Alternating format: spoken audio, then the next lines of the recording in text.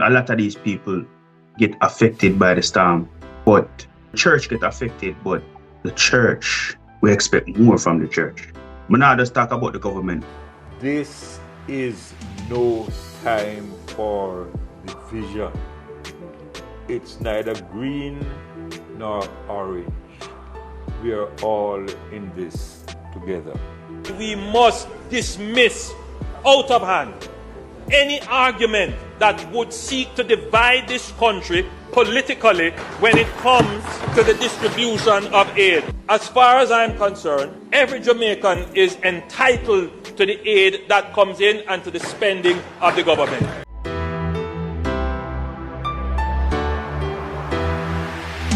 Kommon Cents, make it make sense. A pleasure to be here once more. We have been absent for a while due to the known disaster that is happening in Jamaica, because we had to reach out to on the ground as much as possible to make sure friends and family was okay. So you haven't seen us for a while, but we tried through the hurricane to keep giving updates to our family here at Kommon Cents Fraternity. However, how could we not present ourselves to our audience and talk about this when we find time to talk about entertainment and other stuff? Much needed time is there for us to talk to you, our audience. We know that a lot of our Jamaicans are not able to check in currently because, I think they said around 70% of Jamaicans are not with power right now, no electricity. So, but our family base from overseas who are very, very active in supporting Jamaica, we know you still listen. And here we have some things to discuss tonight. But before I go into that, I want to say to our host, Q, Jackson, how you guys doing? Well, to the Kommon Cents Fraternity, at this point I can say, it's not about me, it's about Jamaica. And I have to take this opportunity to salute to the local heroes who start before they get the necessary people to come in and help out. They started without the aids and all of that. They start moving around. It make me feel, despite we're going through natural disaster and all of that, it make me feel proud to be a Jamaican because see a united Jamaica. Indeed. Jackson. Yeah, man. First, me just start by saying thoughts and prayers. Condolences to the families that lost a loved one throughout the storm. And also just want to big up as well all of the first responders as well that have been out there protecting the streets. The firemen that has been helping out, and as Q said, all of the volunteers that have helped out to clear the roads, rescue people. There's a lot of rescuing that happened and stuff. So yeah, man, thoughts and prayers and condolences to the families that are experiencing loss right now. I thank you very much, gentlemen. But I must say, persons who saw us post just the same, yourself is going through a loss, and I want to say condolence to you, Jackson, and the family, and for you to even be here and assisting us as relates to the Jamaican and spreading the message and see how best we can work together and making Jamaica rise again. I want to applaud you for that, and understand that you were somewhat in the midst of the hurricane. You got to experience it. Yeah, man. So, what was that for you? I mean, it's I remember the first hurricane I remember was Hurricane Gilbert, but this one, I was in a much better situation than back in Gilbert, so it wasn't as impactful for me. But a lot of people definitely felt this one way more than they felt Gilbert. So yeah, not to make it about me, right? So a lot of people definitely had from what I saw, just in my immediate surrounding, there was a lot of damaged trees and stuff, fallen trees, light posts. Obviously, there is no service, no water, no internet, no electricity. Roads were blocked, flooded. Everybody was just trying to basically just kind of take care of their families and their homes and property and stuff like that. So there wasn't any taxis on the road. So it was, the island kind of came to a standstill. Yeah. For the And the first reason why 24 I asked hours. you, is the fact that you're the closest person that we have on the program tonight that actually was there. You know the feeling of how it felt and all of that, and you have been through it. So, and so me asking about it. But again, as it relates to Jamaica and our people in Jamaica, I tell you, I have been having sleepless nights. Sleepless nights. I've been going to my bed and dreaming about me being in Jamaica, going through what is happening. That's how much my heart has been connected to the whole situation. You know what I mean? I've been reaching out just to everybody, just trying to communicate and find out if they're okay. There are some person that um I've gotten contacted with, and some I haven't. And I know that numerous persons are going through this and even more. But we come to talk about ways and solutions and some things that we can look on as relates to plan, as relates to hurricane aftermath, Melissa, as relates to some things that we're looking at. The government is doing what they're doing. The entertainment industry is doing what they're doing. Everybody internationally is coming to play, but want to make sure that we're following such certain format that is necessary and make sure that we're not leaving out anyone and focusing only on one area. So we do have some things that we'll discuss and see where we're at in Jamaica, if we're leaning towards these things and how we are making sure we are following these emergency acts. So let's talk about Hurricane Melissa and the Western Jamaica recovery and the timeline, right?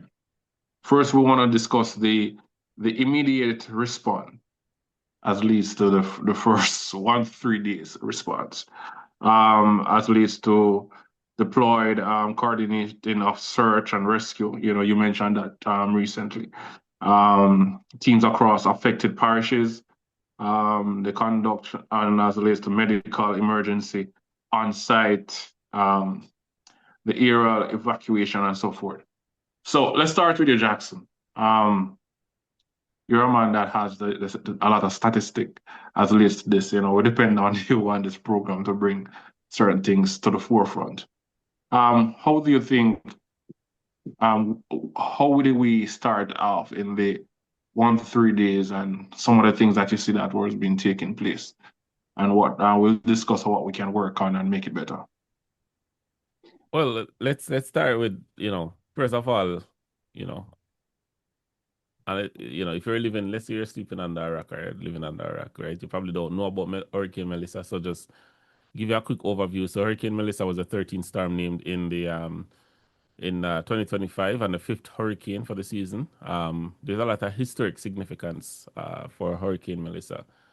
It was the first Cat 5 hurricane with the eye passing over Jamaica ever, right? So that's very significant because, that tells us that there's no precedence. It's not something that we've experienced before where we could have adequately said, prepared for it to say, this is exactly what's going to happen, right?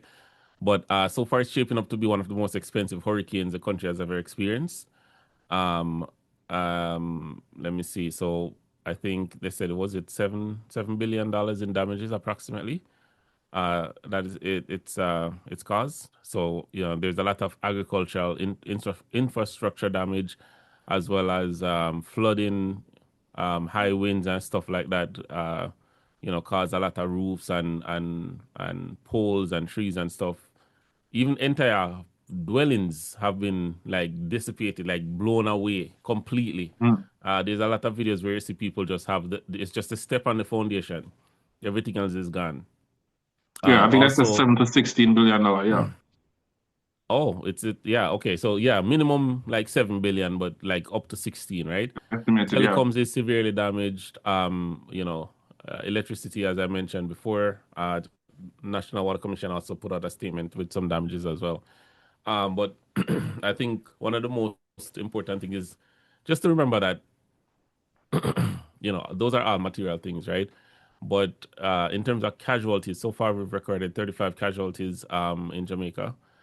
So that's kind of the thing that we're most impacted by, just losing loved ones, because everything else they can replace. But again, thoughts and prayers goes out to all of those persons that have lost a loved one in the hurricane. But yeah, just going back to the original question, I just wanted to give an overview of the yeah, man. hurricane. Appreciate it. Very much appreciate it. Yeah, according to the news, by the way, the casualties, and based on how I understand it, those are the ones that have been officially confirmed by an official, right? So obviously there may be others that have been confirmed by relatives, but not yet by an official. So I'm sure it's more than that, but definitely again, thoughts and prayers for that. No, as it relates to the response, I'll tell you exactly what I saw. I'd say day one. And as I mentioned, I feel like the country kind of came to a standstill. Lucky enough, I was visiting. I don't know if it's lucky or not. I don't think it's lucky actually, but I guess it was lucky because it was a blessing to some people, right? But I was visiting and I had a rented car, so I was able to go around, move around, and visit a few different areas. Um, and it was definitely a challenge moving around. Luckily again, I'm from Montego Bay, so it was a challenge, but I was able to navigate it, right? So I know that if this street is blocked, there's an alternate route that I can take, right? So I was able to kind of navigate it that way. But there were a lot of areas. Salem was blocked off. There was a container right across the road. Um, Driving through Westgate Hills.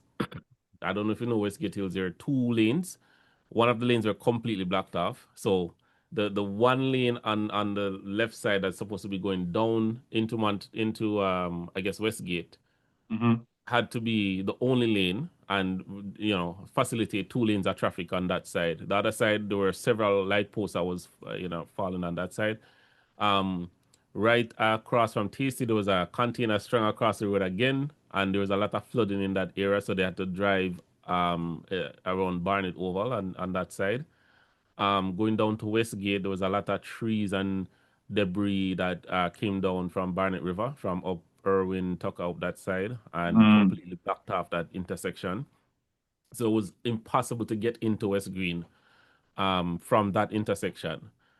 Similarly, on the other side, from the Sunfest side, you were able to get as far as Megamart, and that was it. The road was completely blocked. I don't know if you know, but there's some construction going on the Catchinall Main Road. So, Mm-hmm. they were using the bypass, which is around by the stadium, and that road was completely blocked because there was a fallen light post as well as flooding around there. So you could not get around there. So if you had family around between the second roundabout in Catchinall or West Green, you had to walk from wherever the car was able to take you to go around there. So definitely was not convenient, especially with the severe flooding that took place in those neighborhoods, in those communities. Mm-hmm. So there were persons that drowned around there based on the water level. If you're familiar with the Oh, area, so on the Tankwell side, there was 17 feet of water on that side, on the oh, Sunfest side. And that's caused by the storm surge. So that's the sea coming in, as well as the Barnet River converging, the two waters converging there. So 17 feet of water on one side, and on the other side, it was as high as 7 feet. In some cases, some areas, it was 4 feet. So people took refuge on the top of their roofs. For the ones that had second floors, they went up to second floor and stuff. Megamart was completely flooded. When I went to Catchinall, they were in the process of basically like giving away all of the stuff. I guess throwing it out in a way, but the people calling it giving it away. But they were giving away all of the groceries in Megamart because it was all flooded and wet up with mud and stuff. Obviously, they can't sell that, right? So they were in the process of emptying out those shelves. So the community of Catchinall and West Green were, I guess, benefiting from that, but not benefiting, but I guess they took Yeah, advantage because of the you situation. probably have some tin foods there and so Tin forth. foods, yeah, some Mhm. bottled stuff, and yeah. Mhm. But obviously you can't sell it to customers, but they came and took it, right? Mhm. But yeah, there was just severe damage, man. A lot of stuff. Like there were cars on top of cars, buses on top of cars, asphalt on top of cars, trees that have like tree trunks that burst through the front windscreen and got all the way to the back windscreen. Like every car that was And parked in Catchinall was that was the damaged. first day after when you were moving around and checking and seeing what's going on. First That day, was the first day, right? day one. Yeah. Day one. That was Did day you see one. any fireman an No, emergency person? What no. about day two? On day two, I saw. So we're talking about the 28. 28 is a hurricane, so 29. So you're talking about the 30th. So the 30th, I did see Member of Parliament Harris Chang. He was moving around in a motorcade, just kind of surveying the area and stuff like that, stopping at the police stations and thing. And that may have been day one actually. I'm not 100% sure if it's day one or day two. But he was in the area, I guess checking it out. But outside of Moby, I'm not sure what took place, obviously, because I wasn't Yeah, there. man, you're talking about what you experienced. Yeah. Yeah. Day two, the other thing that I did see on day two was the fire department was out in Catchinall and they were in the process of moving cars, kind of using the truck to pull trees out of the way, out of the road. So not necessarily cutting up the tree, but just getting it out of the way so cars can Yeah, pass yeah. and So people can that's move clearing around. debris and possibly Right, rescue if there's right. necessary. Hmm. Yeah. Also, I think is it St. James Parish Council or SJPC? I don't know the name. It's the St. James. It's Parish Council for sure, but they had some trucks around there as well, and they that was day three actually. So the third day I saw them cutting up trees, but not the first day. So did you see any form of Red Cross or any medical institution moving around, checking if persons dressed in injuries, etc.? Do you see anything like that? On day two, there were some government officials going around and taking names and kind of doing somewhat of a census of the people that were still in the communities, what kind of damage they had and stuff like that. Um, they weren't dressed in uniform from what I saw. There was just like one person going around with with a sheet of paper and stuff. Again, there is no service, there's no power, so more than likely the devices wouldn't be the best option because there's no way to Hmm. charge them, right? But they Hmm. did have papers and stuff going around and taking names and stuff like that. Because the reason why I'm asking these things, I'm just trying to understand because we know the when it comes to the Emergency Act, and after an hurricane, there are certain protocol that must follow. And want to see our best. We're not here to first. Let me declare to our people that we are not here to accuse anyone. We're not here to talk about green, red. In this time, the only thing that we are seeing is black, green, and gold, and that's Jamaica. So if I use the word government, I'm not talking about the JLP. I'm talking about both entity. How are we moving forward into making sure that we follow these protocols to make sure that we meet the necessary needs and demands of the country or persons who are affected in these times. So I want to tell you thanks, Jackson, to give us your experience and what you have faced during this time. Um, I tell you, I'm thinking about it. I was going to say it's lucky for us that you were there, but it's still not lucky, you know. So But again, it didn't really feel lucky for me still, but I was blessed again, just being there and having a motor vehicle where I was able to move around. I have family in West Queen, so I was able to help them out with some stuff, as well as other people. So while I'm trying to just bring some water, I think I had a case of water, and again I couldn't go all the way around, so I had to walk on the road with a case of water the second day. And there were a lot of people asking, "Yo, can I get one of the water?" kind of thing. And I basically give away almost half of the water by the time I get to the house, just because there were like people on the road just seeing me and like just saying like I haven't had anything all day and stuff like that. This was the second day. And I do have family other places like up in Leety and Cops Friendship up that side. And for them, while the story is similar in terms of the devastation and the destruction and stuff like that,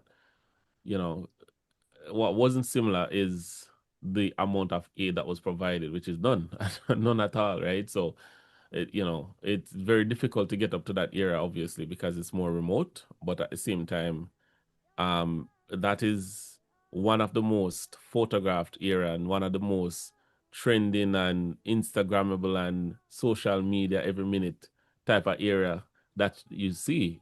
Almost every scroll you see a Rasta man, not necessarily a Rasta man. Let me not say a Rasta man. You see a man and a raft, a rub down somebody with some limestone and a raft, and that's in the Leety area, right? So that's where everybody goes to do that and take those pictures and videos. And that's the spot. That's the location. That's the spot. Okay. And that area though is completely destroyed, by the way. I mean, the river is still there, obviously, but like the facilities around it, all the rafts and stuff like that, everything up that side is completely destroyed. So I'm not even sure when they're going to be operational again. But from what I heard, there was no assistance up that side in terms of any type of government official visiting our first responders or anything like that. And this is the reason why we are doing a program like this, to talk about areas that are somehow forgotten, and just to see how best we can put out the information there and what needs to be done based on our understanding and how we can approach it. Just some solutions. So, day 1 to 3 is all about search and rescue. It's about deployed in medical facilities, or whether it be Red Cross or whatever, in areas to find out if anybody were injured. It's about moving debris, if it's possible, airlifting persons and so forth, because again, there are some persons, as you mentioned, in some areas that nobody know about, and nobody can reach to them, right?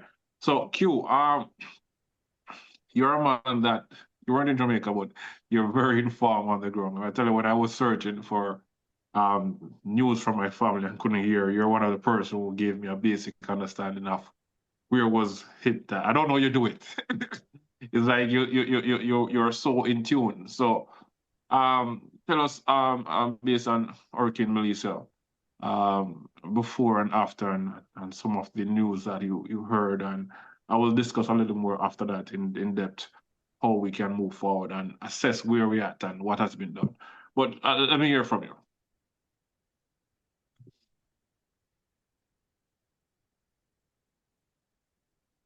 I'm going to stray a little bit onto that question where you asked me. And I'm going to say, before we can rebuild Jamaica, we have to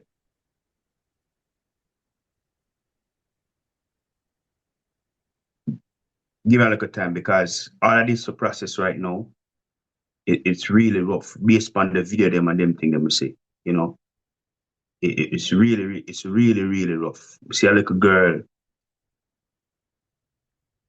with her house gone, and them kids are just resilient. She tell us, say, yo, our house is dead, son, our kitchen is dead, son. It's touching. During the storm, see a man, I try to fix him house stop.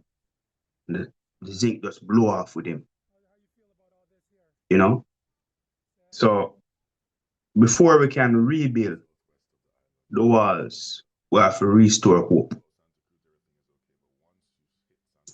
So people like Ramesh, people like Shaggy, people like Sean Paul, people like Massacre, people like Beanie Man, people like Vybz Kartel. Matter of fact, almost the whole dancehall fraternity, we have to salute them. We have to salute them. I know a lot of these people get affected by the storm, but we know the church get affected, but the church with her, we expect more from the church. But now just talk about the government because I see people during the storm. I know everybody see them video. I see a man and him just have a bike. As what Jackson said. Him can't go through certain place with a car, him have to use him bike.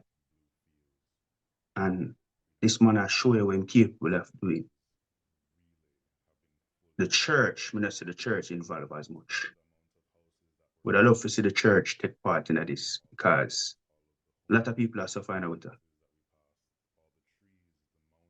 A lot of frustration. As what Jackson said, a lot of people hungry. A lot of people just want water. A lot of food is there, and we give thanks for the food is there. So we need everybody to put in their part.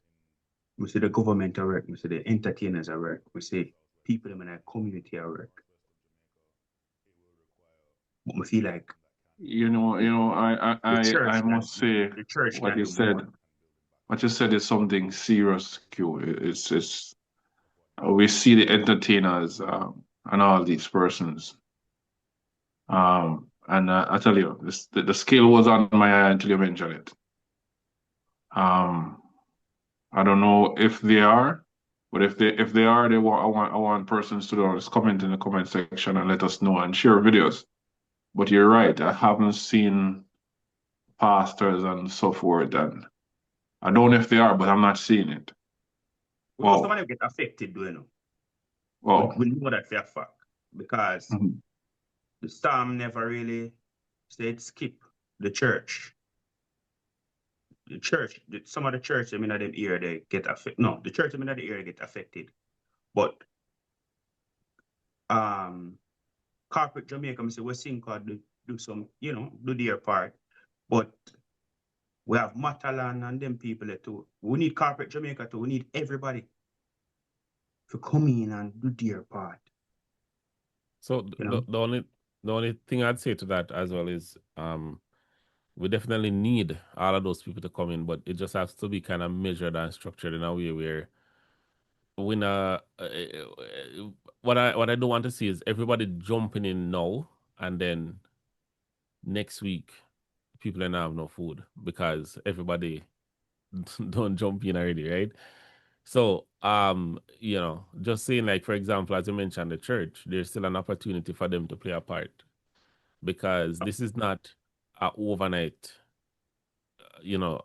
thing where, oh, you know what, some water come in the room and me sweep out some of the broom and I'm on and me can go back and cook my food, right? So, for example, in West Green, where the water was like 4 feet, 7 feet in some places, all of those furnitures got damaged. The couch, the bed, settee, the table, chair, stove, fridge, everything get damaged. And one of the things that was quite unbelievable was just the amount of, I guess, appliances and furniture and stuff that the people have to just throw out because they're no longer good. Like you drive going to Kitchener and every block you see, at the end of the block, there's like a huge pile of just like furniture pack up, right? So it's definitely not going to be an overnight thing. And I keep saying Kitchener and West Green because that's where I saw. But I know that there were other places that were impacted even worse. So down Westmoreland, Savannah, that entire houses were like blown away. The entire house gone, right?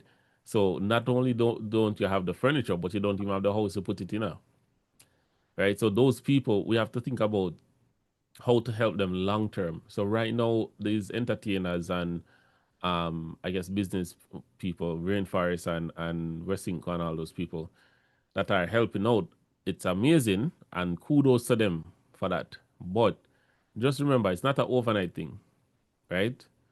A week from now, 2 weeks from now, them still are gonna need help. Same here, because you can't build a house in a 1 week, much less for how much them say 160,000 houses damaged, 160,000 Estimated, yeah. structures. Yeah. But Jackson, we can't. So yeah, Remember say this. Before you think about house and them thing there, we have to think about when a man hungry, a man I think about today, right now. So me now say kudos to them because when a man hungry today, he might think about food right now. He not think about him house yet. it's like Him basic hungry. Maslow's No, if somebody hierarchy of if needs. somebody hungry for 3 days, So me now say kudos to them because they do a big thing, right? Every day we need support. We have to start from day 1 before we reach day 2. Also, one of the things when I say church, remember, you know, people need mental help, right? And support. People need to be motivated, right? We need motivation because people lose a lot, you know. It's not just food we need, you know, them need, you know. They also need hope. Can you imagine you work your whole life? Most of them man, they don't have them side there. They work their whole life. Them save up their money, buy 1,000 black or buy 100 black and take them time and build. Them not no insurance, them not have nothing. And if you say all of that just gone in a 1 day. Yeah, man. Them need spiritual help. Them need mental health. They need every kind of help. So not just about house and all them thing there. They need hope. You know what I mean? And the good thing about Jamaica, we are a prayer nation, and we say that everybody come together and work together way stronger than what we think. See a place in a Trelawney where nobody can reach. And the people them are clear the road for themselves. Yeah, indeed. Definitely needed. And that's what I have to applaud. The both of you are saying just about the right things, and you know, we need the hands and heart of everybody. And in any case, as you said, Jackson is about getting everything in order, making sure that we're following the proper protocols. And this is one of the main reasons why we're having this talk show to check to make sure we're following the proper protocols. So the first thing between day 1 and day 3, we do have some jottings. I don't know if Jackson, you can read it for us. What we're looking for within day 1 or 3. You want to read that for me, Jackson? I think what we were looking for is we're talking about the immediate response, day 1 to 3. Yeah. That's So we're looking for deployed coordinated search and rescue efforts or teams across the affected parishes. Also to conduct medical triage and emergency aid on site, and of course begin aerial evacuation and airlifts for people that are in zones that are hard to reach. Yeah. So basically, you know, based on what you guys were talking about, we definitely have persons going in the area because, you know, the fireman. I see some videos of some firemen rescuing some people. As relates to medical, I don't know if the medical personnel are going in the area and assessing and assisting anybody who are injured. Because I think I saw a video of a lady. She was showing that she had to she was trying to escape on the zinc. You know, she got injured by the zinc of the roof.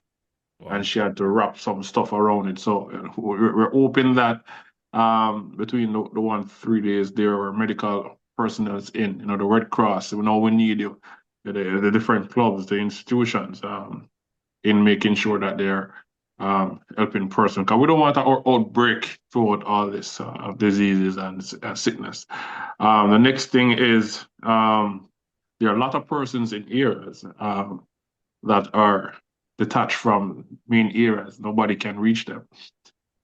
We talk about the next thing that we're not seeing much of. If it's been done, you can comment, let us know, and instance of where it's been done. We love to see that in the comment section, because we want to make sure that we're all working together as a team to resolve this.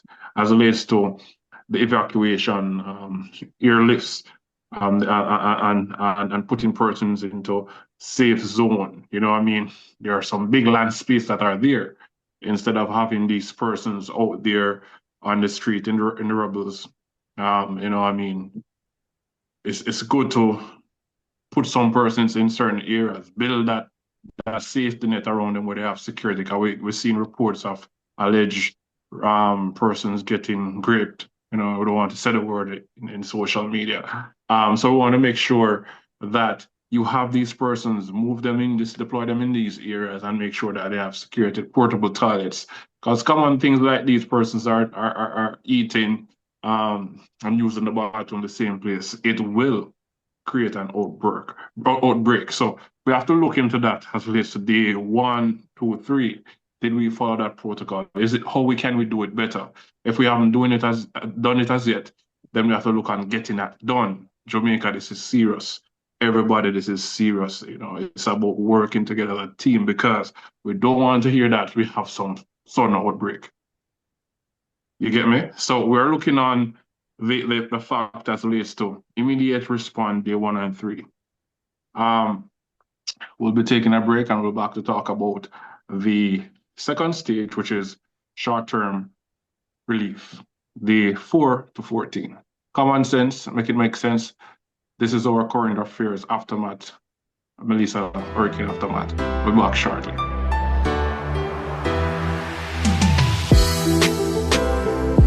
Kommon Cents, make it make sense. Welcome back. We're just talking about Hurricane Melissa and what it's doing to Jamaica currently, the aftermath. And we have a few things here that we're discussing that from day 1 to 3, which we are recently discussed, as leads to the immediate response. And now we're talking about the short-term relief. And that the immediate response was day 1 to 3. And we are put in place just some things that we brainstorm and see how best we can put out there, and whoever hearing our voice and can spread the message. I'm sure probably some of the things that we're going to mention is already out there and happening, but we want to make sure that we still can, our voice we heard, and it's not everybody just jumping in as we said recently and just doing no form order and just doing what they're doing. We want to make sure that there's a proper protocol is being followed, and nobody is forgetting a specific area once we follow protocol. So we're now at short-term relief, day 4 to 14. Jackson. Yeah. Okay. So what we're proposing, I guess, in terms of short-term relief for the first 4 to 14 days, we're looking at establishing a government-built temporary camp. I did see some of that. I'll speak to that in a second. There's also providing food and shelter, as well as clean water, sanitation, and healthcare services. Also, register all of the displaced people and families, right? Because we want to know how many persons out there lost their homes, right? And just maintain and keep some records there, as well as coordinate logistics and supplies through local agencies and international partners. And that's the current stage that we see them going through right now. That is definitely the current stage that they're going through. The one thing that I must applaud Samaritan, it's a P word. Samaritan something. I don't remember the name right now, but I think they're the Samaritan's Purse, which is a Christian organization, but they've set up a field hospital in Black River, and that's kind of why I wanted to point that out. Oh, that I didn't see that one. yeah, the Black River hospital has been, it's not completely destroyed, but mostly destroyed, and only emergency services are being accepted there right now. So if there's an emergency, you can still go to the Black River Hospital. They still have an A&E, but that's the only thing they have. There's no inpatient services. So they set up a field hospital that can facilitate, I don't remember how many beds, but I think it's 30 beds or something like that, where they can facilitate some inpatient services. They're dealing with heart condition, anything really that you need to go to a hospital for. You can actually go there and get assistance. So surgeries, childbirth, anything like that. So So they that have that for set Black up. River, that would cover the temporary camp well, that would cover the provide shelter, food, clean water, sanitation, or that is more No, in day that's three only as for related to the healthcare. medical. Only for That's more of healthcare. healthcare Only in for day three. healthcare. Yeah, Okay. yeah. So they did have a Mhm. whole container of supplies and stuff. But the primary thing that they're focusing on is the healthcare portion of it, ensuring that they have Black River has healthcare and have access to healthcare. There are some other institutions dealing with you know the food and the sanitation and the water and stuff like that. But that's more like other, like the Romishis and the other people that are out there helping out. Mhm. All right. So, Q, what do you think about? I don't know because if you get a chance to see some of the things that I didn't see as it relates to. Do you see any form of shelter that are provided in a specific area as relates to healthcare services? Did you see anything in Yes, I did see some tents. And we have to shout out the JDF too, because not Mm-hmm. only that, I see them helping fixing tents and making tents. Actually see them also help repairing homes, like building roofs and stuff like that, rebuilding roof and stuff like that. So we have to shout out the JDF, them actually at work. Yeah. was there a specific area that you saw this? Well, it's the most affected areas. You know, it was on Instagram because I'm not there. Hmm. I saw it on Instagram, Hmm. but I think it was in St. Elizabeth. Elizabeth. All right, so I want to shout out to the soldiers who are providing that assistance. Would love to see more shelters being activated. And reason being, once we have more shelters and more spots that are created as a form of shelter, then we can have better securities around these different areas, and we can deploy water tanks, etc. It's more controlled environment than everybody just going into an area and it's just chaos. I don't like to see my Jamaican people, pushing down through windows, steering them for food, but this is necessary. So if we can have it done in a way where we have a facility where the different army goes and bring different type of things, and we use up the canteen of the schools and different. We just need to see more shelters and more things that are out there that are active. We know a lot of places get damaged, so if it's damaged, we can use some open lands. And in this way, we have so much different case of persons bringing aid and they're allegedly robbed of these things. So we want to make sure that security personnel, like our soldiers and our police, are able to curfew some of these areas. You know what I mean? The third one If that if we'll if, look at. if I made Go over ahead. with her, Go ahead. I did see a clip where it was an open land where volunteers were there, right? And they're all passing food from the helicopter. I don't know if you guys saw that one. That was amazing. Yeah, I saw that. Is it the case that there was a place set up, or it was a place No, it was of just an open land. The collecting? helicopter, It's just helicopter collecting the comes up food. Okay. and they're working like they're A passing the human food. chain. Yeah, Oh, so it's Passing more of a along. delivery. Yeah. They're Okay. but they were distributing working supplies. together. I've Yeah. seen that in besides Westmoreland, they have it. I've seen them land in Springmount as well. So in Springmount, that's in St. James. where they're helicopter land and it's bringing supplies and stuff for the community as well. So Again, if yeah, persons are watching and you are aware of these things happening and the places, you can just leave your comment in the comment section so we can make a note of it. If there are certain shelters that are open in the area, I think I saw a video. I think I saw a video on social media where there was a shelter that was saying they're out of food. I think it was in Westmoreland. They're out of food, and they understand that a lot of persons are paying attention to St. Elizabeth, but they're themselves in Westmoreland. They're out of food. I think the person was saying that they just use the last rice, and they would love for person just to look in on them because currently there's nothing there. So we want to make sure that again, once these protocols is being followed, we're not saying that we're going to get everybody, but majority.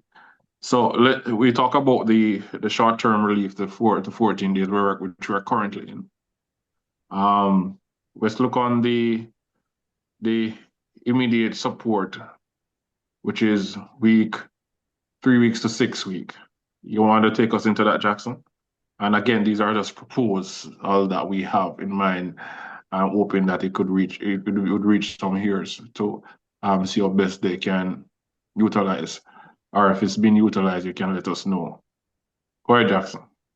Yeah, man. So for the intermediate support, we have something that you mentioned just now, which is the psychological support, the education and community activities. Getting those up and running, right? And I think that's where the church can play a huge part as well, just helping out with the psychological support. Because obviously, as Q mentioned, somebody that lose an entire house that they spend their entire life building, furniture and stuff in the house that they've worked their entire lives to get to this point, and to lose everything, it's a huge psychological catastrophe for them, right? And a huge hurdle for them to even get motivated or feel motivated to even want to do anything in the future. It's like, why the point of me going back to work? I've worked for so many years and see what I got on the drain, right? Gotcha. Yeah, so definitely that's definitely needed. We have to begin damage assessment and resource mobilization for rebuilding. Also, with the rebuilding,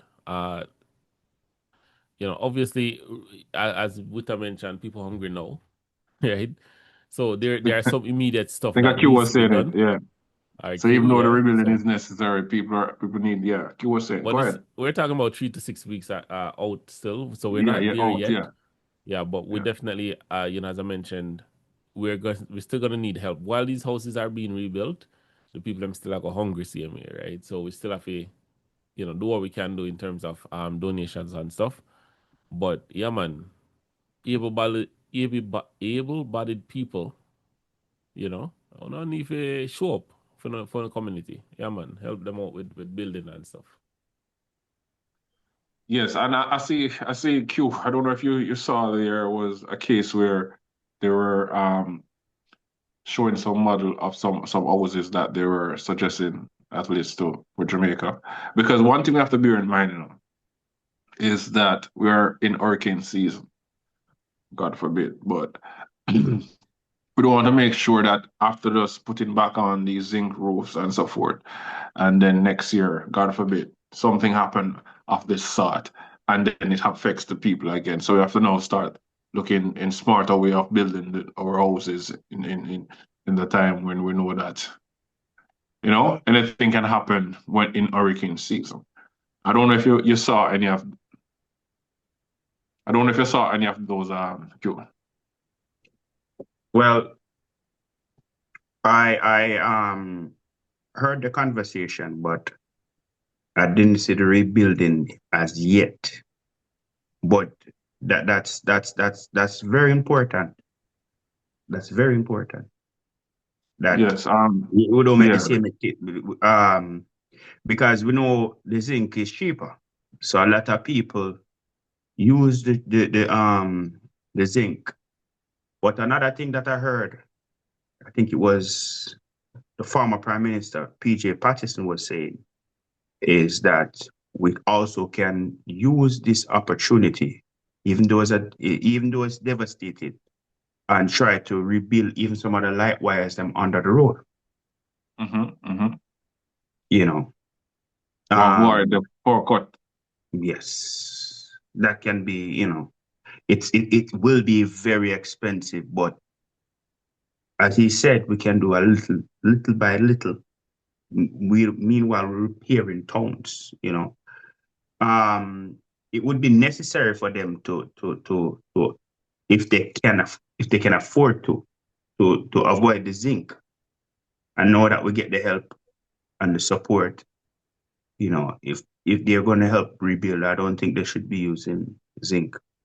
Yeah, a majority of the places in Westmoreland, Westmoreland is a place on Negro's side and those places. Those are places where they literally when you're moving, they literally move their houses. So because that's the culture there. So we have to look on how to build more house to withstand. As I said, Jamaica have never been through this magnitude of hurricane, but this is also eye-opener and prepare ourselves more better next time because we do pass through these hurricane seasons, right? So currently, we're looking at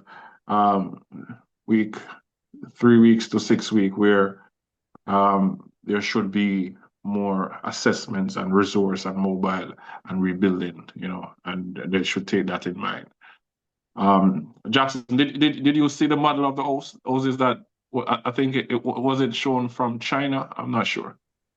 Yeah, I think it was China, but I also know that there's a company in Jamaica. I know exactly where it is as well. It's right off Caymanas where the highway is, right in that new I guess subdivision development business that business subdivision that they have that is actually building model homes in Jamaica. So there's the one that we saw is definitely China, but I'm just saying it's also available in Jamaica. So it's a very interesting concept because obviously it's a smaller house, probably a smaller house than what the person had, but it's a quick and easy solution in terms of getting the person back into a home, right? And those homes can actually be established or built. I don't know if it's built, maybe assembled. I think it's called H&L homes or something like that. Yeah, but those homes, I'm not saying that I'm not endorsing them or anything, right? But I'm just saying if that is an option where we can get people back in houses, I think we should definitely look into that. What do you think about the fact that, and any one of you can answer, what do you think about the fact that most of these persons, the government will have to relocate them? Persons who are built around the rivers and the riverbeds and so forth. What do you think about that, though? Any one of you? So just to clarify your question, you're saying the persons that live around riverbed, the government will have to relocate them? What do you think about the government relocate them and put them, they no longer can build their house there, it's no longer safe. Right. But a lot of persons will say this is where this is where they live for years and so forth and so forth and all of that. I know one example in Saint James where the river has time over time been inching closer and closer to where there's like a literal settlement in terms of houses, and one of the houses was actually washed away. Right now, based on what I understand, when they moved there, the river was about half a mile away from the houses. I don't know exactly. I want to say it's in Tucker, but I'm not 100% sure. But the river was half a mile away from where the houses were built. Like there's a little cluster of houses there. And the river take time and change its path until it get there and wash away the house, right? So I think there and the government as in the authorities were notified of this and they didn't do anything about it. And the obviously the persons end up losing their homes. So you know, So definitely wanna. how would we go about relocating these persons? What suggestion you guys think we can put out there? Q, if any. Well, it is obvious the reason why they have to relocate. Because Jamaican people stubborn. I don't But think nobody continue. will be stubborn in a time like this. I hope not. Because if you lose your house and you get in a house at another location, I don't think nobody would refuse it at this point in time. So true. So true. So true. But It's serious times. wouldn't it be a temporary case though? Because you know, In this case, it would be temporary because if we're seeing the magnitude of the current disaster with this hurricane, permanently moving them to an area is in their best interest. But you know, a lot of persons, these lands have been around in their family for ages. You know what I mean? So the attachment. But currently, these areas are no longer safe. So it's definitely something to look into. But yeah, I think definitely a lot of relocation would be necessary after seeing all that is happening. Just to talk about the water in I was catching all our West Green. Yeah. And you say it was 17 feet? Yeah, on the Sunfest end. That's crazy. I didn't know one that thing, that would be possible. one thing I would suggest, right, is in certain areas, even though a man build them house and them not want a mortgage, them not want expense, look into flood insurance. And that's a very important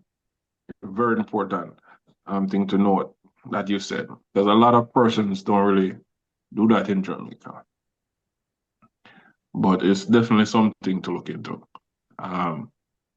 Because I myself know someone who spent years, she did about 2 to 3 jobs to build a nice one room and bathroom and etc. And she lost it in one night. She fell into it, it was destroyed. You know what I mean? And again, there's so many persons have gone through this, some of them just looking at the old spot.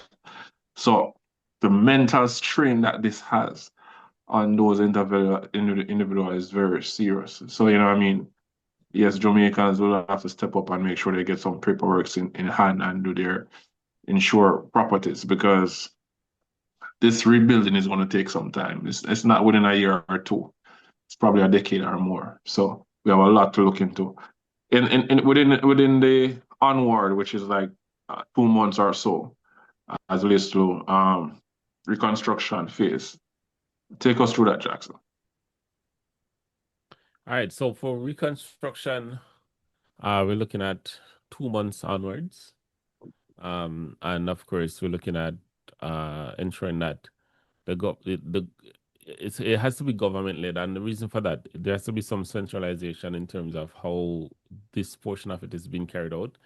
And you can't just go build on a random person land, right? So government has to has to be involved in this part, but just have a government led rebuilding program as well as ensuring that the schools, the healthcare centers, the hospitals, any critical infrastructure, the police stations, because a few police stations were actually damaged as well.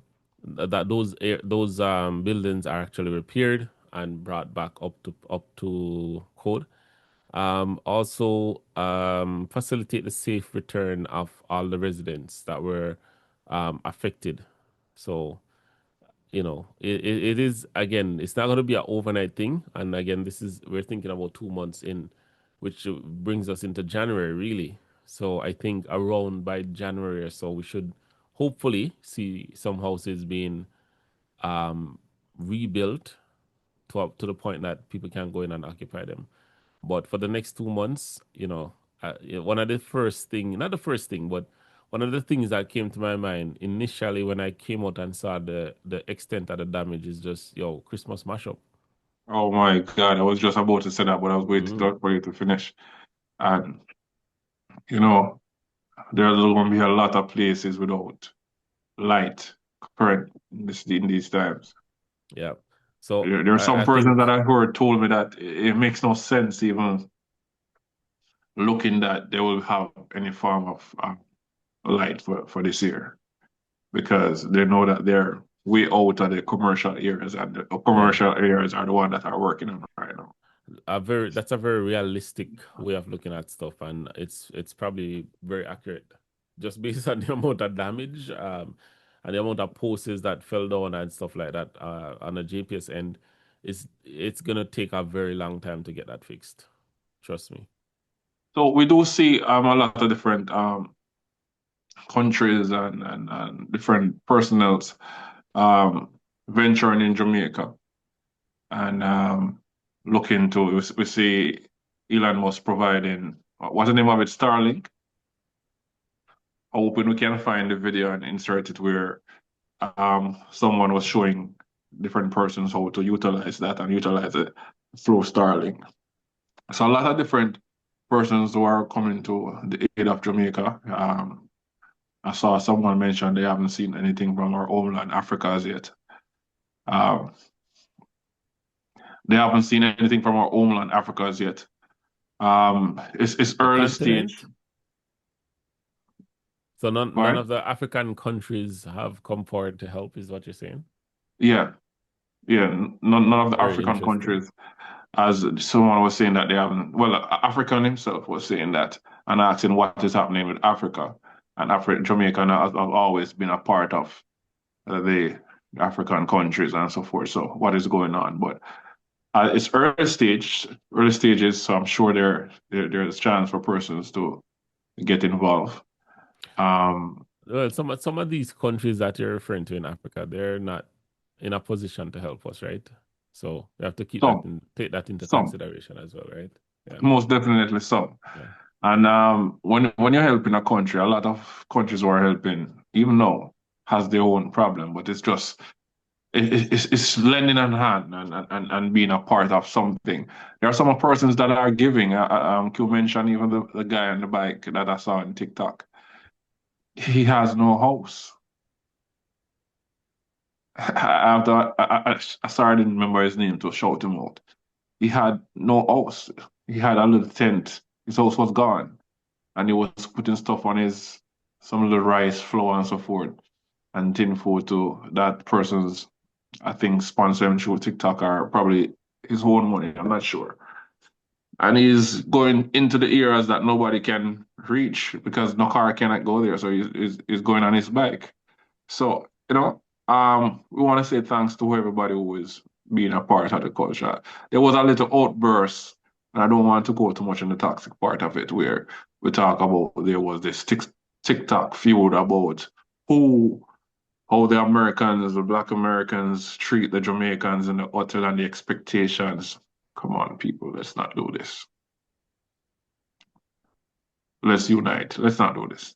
Because in any given time, we all are one, and we have to just try our best to help each other. If you have any suggestion for Kommon Cents, that we'll be doing our own drive soon. So Jackson was on the ground and helping out of his own will, but he's a part of the Kommon Cents family. But we'll be doing a little more, and we'll keep you up to date of how we'll be moving forward. And if you have any question or suggestions that you can post to us, we'll appreciate it. You can leave it in the comment section. And persons, if you have anybody that you can't find and so forth, you can let us know. We'll do a video with you, talk with you, make your voice be heard out there so you can try connect with a family member or whatever. We are open for that as well. Because we know a lot of persons still not hearing for it. But if you want anybody us to make an announcement and say, for this person you're not hearing, we are here to help in any way we can. Right, gentlemen? Yep. Any words before we go, Q? Well, a lot of people might say they don't have anything to give, right? As my colleagues just announced different stages, but replanting fruits and vegetables is another stage. So even if you can send a pack of something to plant, you know what I mean, pack of seeds, you know, to plant, because they're not that expensive. You know, it is helpful as well. Because St. Elizabeth is the breadbasket. And farmers going to need hope. And that can be useful. Most definitely, Q. That's definitely something that they can look into. Jackson, what about you? The closing statement? Yeah, just want to remind everyone that it's not a sprint. This is a marathon. So, 100-meter, it'd be a 1 or 2 day event, but this is definitely going to be a long-term one. So, just keep that in mind. We know you probably give something already. Most people have already donated one way or another, but just keep us in mind, right? 2 weeks from now, remember to repost, that Jamaica still needs help, as well as remember to, when I get paid again, donate something again. If I have $10, $20, something, just go on one of the GoFundMe, them go on the ministry of the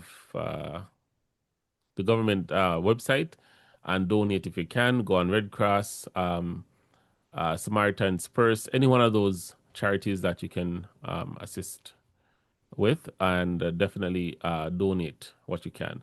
And just remember, when you donate as well, remember say people I get it. You understand? So me say $10, but if you can do 20, you can do 30. You understand what I say?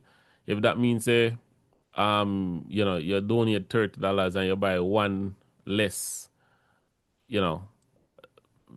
buckle of red stripe or whatever the case is, one extra buckle or whatever you have on your grocery list, just remember, there are people out there that don't have no food at all. They don't have no water, they don't have no house, right? So definitely, just kind of keep them in your thoughts and prayers, as well as donate, because thoughts and prayers is one thing, but donating is another, right?